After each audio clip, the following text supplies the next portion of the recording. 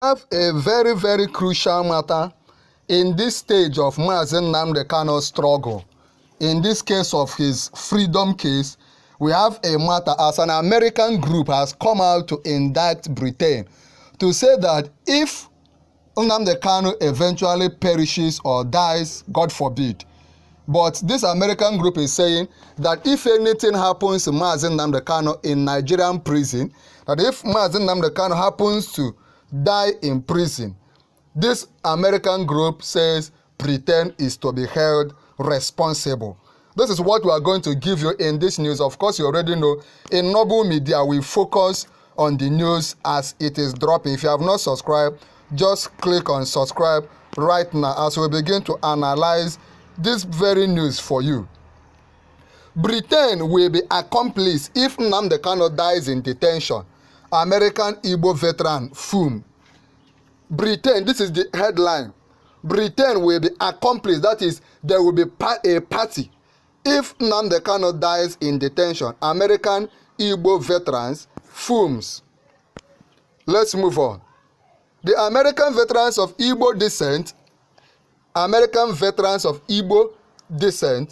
an association of retired and serving United States military personnel of Igbo origin, on Thursday accused Britain of complicity in the continued detention and prosecution of the leader of the indigenous people of Biafra, IPOB, Mazi Nnamdi Kanu. Please, if you love this man, if you believe he is fighting for justice, don't forget to come under the comment of this video and type free Mazi Nnamdi Kanu or free Biafrans. You can also, very importantly, share this video so that more and more people will know what is going on. Let's continue with the news. Kanu, who is being tried by the Nigerian government on terrorism charges, hold both British and Nigerian citizenship. This is very important. We must know that Kanu is a citizen of two countries. One is Britain and another one is Nigeria. Addressing journalists in Abuja on Thursday, AVID President Dr. Sylvester Oya accused the British government of not only abandoning Kanu, a British citizen, but also supporting and encouraging his detention and continued prosecution in Nigeria. Oya stressed that Britain would be treated as an accomplice if the Biafran agitator dies in prison, noting that his health is failing after 4 years of detention. Even now, his wife is in hospital because his wife is very sick. Kanu's wife is very sick. Since his arrest in Kenya and subsequent rendition to Nigeria in 2021. Let's move on. Please come under the comment of this video and type free Mazi Nnamdi Kanu or type Britain free Mazi Nnamdi Kanu. Citing international laws, particularly Article 12 of the International Covenant on Economic, Social and Cultural Rights, ICESCR, Oya insisted that Britain has an obligation to intervene medically in Kanu's case. Kanu's health is failing. Britain must intervene medically. Failure makes it complicit in death. If Kanu dies, Britain will not be an observer, it will be an accomplice. This is what this American Igbo group is saying.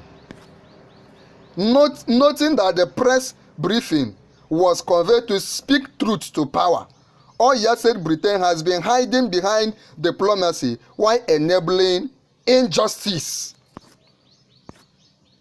We must now move on. I don't know what to think about all this. Tell us in the comment.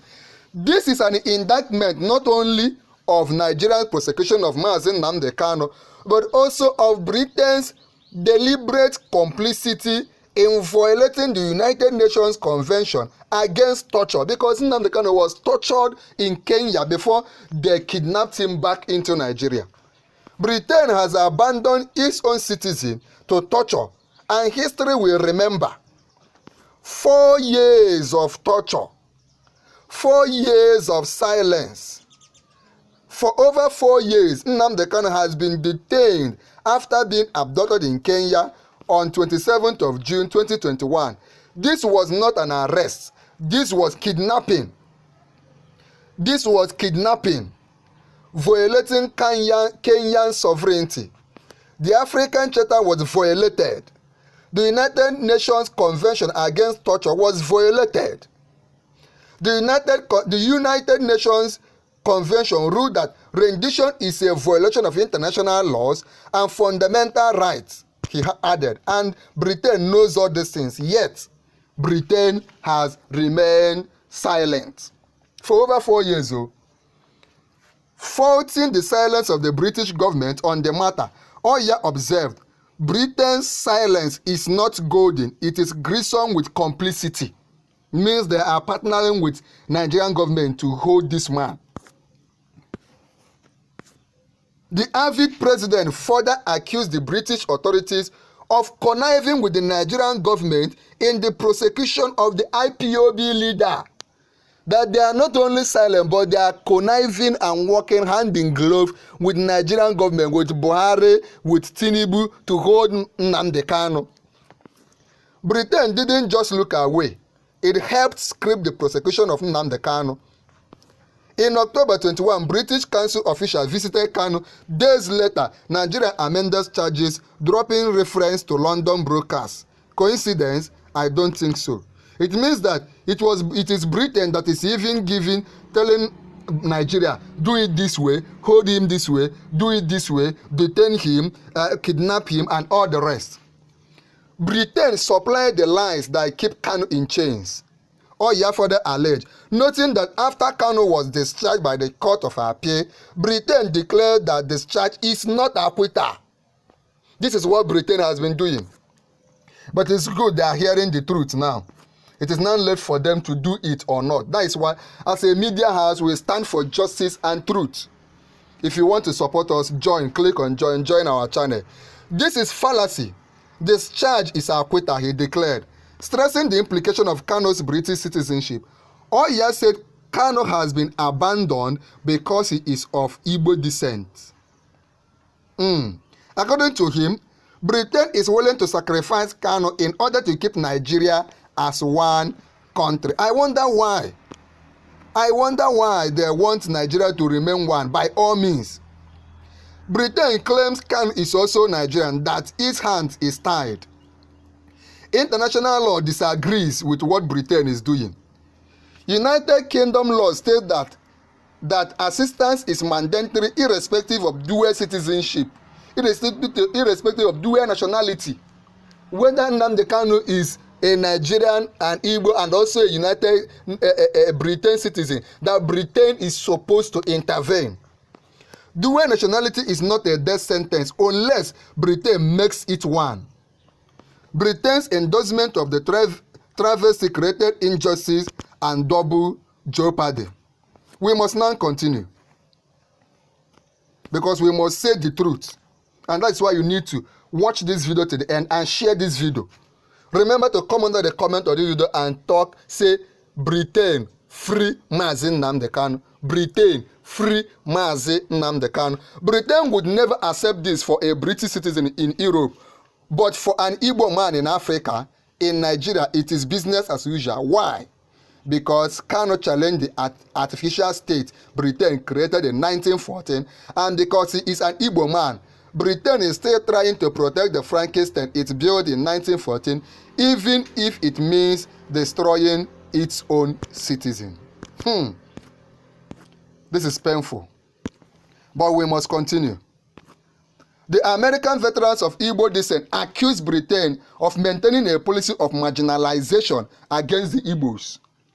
Several years after the Biafran War, it urged the British government to use Nnamdi Kanu's case to show that it had changed the policy of marginalizing the Igbos, because many believed that during the war, it was actually Igbos versus Britain through Nigeria. The association listed a number of demands for immediate attention by the British authorities. It asks, we must move on, it asks Britain to publicly, number one, Britain must publicly condemn the rendition, number one, demand Kanu's immediate release, number two, launch a parliamentary inquiry into Vienna Convention breaches, number three, and end diplomatic cover for the IPOB leaders' detention and prosecution. Let me take it again. Number one, Britain must, number one, demand Kanu's immediate release. Number two, launch a parliamentary inquiry into number one, Britain must publicly condemn the rendition, how he was brought into Nigeria. Number two, demand Kanu's release. Number three, launch a parliamentary inquiry into Vienna Convention breaches. And number four, end diplomatic cover for the IPOB leaders' detention and prosecution. We must move on. A government that claims to defend human rights, a government, as Britain is claiming, a government that claims to defend human rights must start with its own citizens. If Britain claims to be a nation of law, it must act like it. See, we need to share this video until it gets to everybody. Let British citizens know about this. If you are watching this video in Nigeria, outside Nigeria, don't forget to share this video. Copy the link, share it on all WhatsApp groups, on all Facebook groups, on all Telegram channels. Let more people know. Let Britain watch this and know the crime their government is committing. If Britain claims to be a nation of law, it must act like it. Stop hiding behind selective morality. Silence is not neutrality, it is complicity. If Nnamdi Kanu dies in detention, his blood will be on Britain's hand. Let's take it again. If Nnamdi Kanu dies in detention, in fact, I need people to type this in the comment section. If Nnamdi Kanu dies in detention, his blood will be on Britain's hand. If Nnamdi Kanu dies in detention, his blood will be on Britain's hands. Igbos will remember, the world will remember. This is it.